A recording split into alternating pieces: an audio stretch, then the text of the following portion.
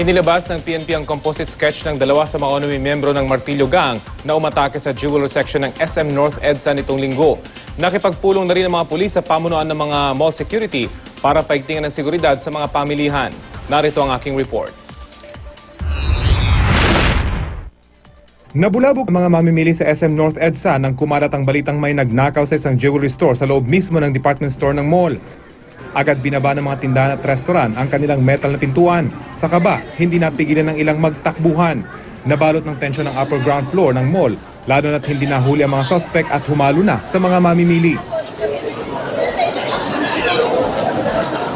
Worry ka din, tsaka medyo kung dati kampante ka, ngayon medyo alerto na ng konti. Talagang tinitingnan mo paligid mo.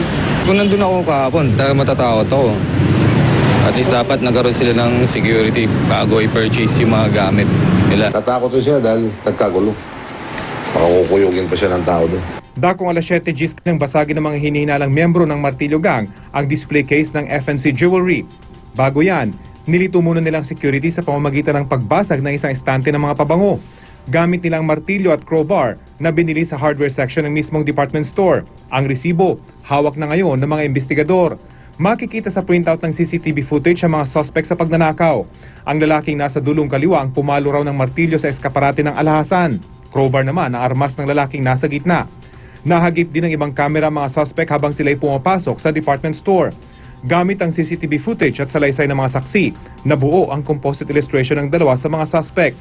Ang nakasuot ng sombrero ang kumausap umuno sa sales lady at nagtanong tungkol sa mga mamahaling singsing. Aabot sa 7 ang mga suspect pero 4 lang daw ang nasa pwesto ng FNC Jewelry upang magnakaw ng alahas na hindi pa rin tukoy ang halaga. May mga records yan. May tinututukan tayong grupo para as a whole. Nagpunta yung polis. Saan yung suspect? Anong description? Wala naman nakapagsabi. Kahit nga yung security, saan dito? Sa dami. Kasi wala nagmamonitor sa CCTV. Kasunod ng pagdating ni PNP Chief Director General Alan Purisima, nagtungo rin sa crime scene si DILG Secretary Marojas at mismong si Pangulong Noynoy Aquino. Siniguro naman ang pamunuan ng mall na sa kabila ng krimen ay nananatiling normal ang kanilang operasyon. We are here, the mall is back to normal, no one is hurt and the police is already on top of the situation. Nitong Enero lang, nanakawan na rin ang FNC Jewelry kasama ang isa pang kalapit na alahasan sa loob naman ng SM Mega Mall. Martilyo Gang din ang tinurong may gawa ng pagnanakaw.